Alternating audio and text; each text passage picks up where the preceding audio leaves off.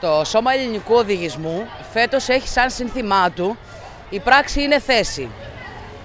Βάζοντας σε εφαρμογή και ευαισθητοποιώντας τα παιδιά μέσα από με τους άξονες του οδηγικού παιδαγωγικού προγράμματος για κοινωνική συμμετοχή και προσφορά.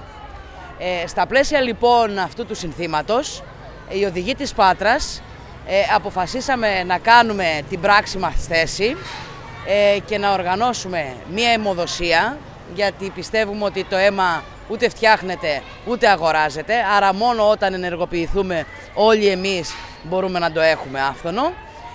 Βοηθάμε και συνεργαζόμαστε με τον Sky και την Εθνική Τράπεζα και μαζεύουμε παιχνίδια και ρούχα για παιδιά από άπορες οικογένειες. Δημιουργήσαμε ένα παιχνιδοχωριό, την Αυλή των Ξωτικών, όπου καλούμε όλα τα παιδιά της πόλης να έρθουν και να παίξουν μαζί μας και να πάρουμε όλη χαρά και να δούμε χαμόγελα στα πρόσωπα των παιδιών.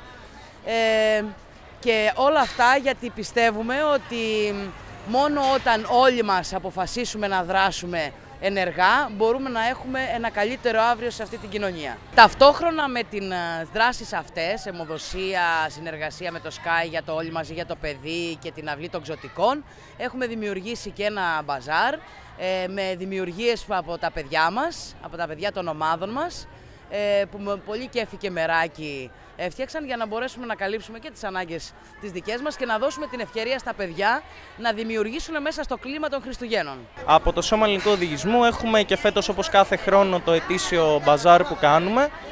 Φέτος έχουμε και μία δράση για την εθελοντική αιμοδοσία που έχουμε στόχο να ενημερώσουμε τον κόσμο σε πρώτη φάση για την εθελοντική αιμοδοσία και όποιος θέλει υπάρχει το βαν στην πλατεία Γεωργίου και μπορεί να πάει να δώσει αίμα για να προσφέρουμε στο συνάνθρωπό μας. Και επίσης σε συνεργασία με το Sky στην πλατεία Γεωργίου βοηθάμε στο πρόγραμμα Όλοι Μαζί Μπορούμε για το Παιδί, όπου συγκεντρώνουμε παιχνίδια, τρόφιμα, είδη ρουχισμού και ό,τι άλλο μπορεί να φέρει ο καθένας για να προσφέρουμε και εμείς στο συνάνθρωπό μας.